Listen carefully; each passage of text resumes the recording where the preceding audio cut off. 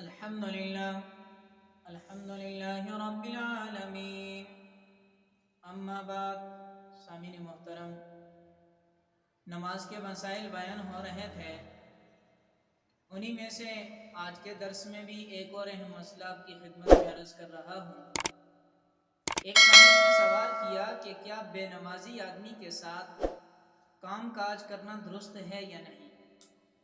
تو یاد رکھیں، جہاں تک تعلق کام کا ہے تو کام کرنا تو کافر کے ساتھ بھی جائز ہے، لیکن ایسے آدمی یعنی بے نمازی آدمی کو نماز کی ترغیب دینی چاہیے کہ نماز پڑھ لے، اور ترغیب دینے سے امید ہے کہ اللہ تعالیٰ اس کو ہدایت نصیب فرما لیں اور وہ نماز کا پابند ہو جائے۔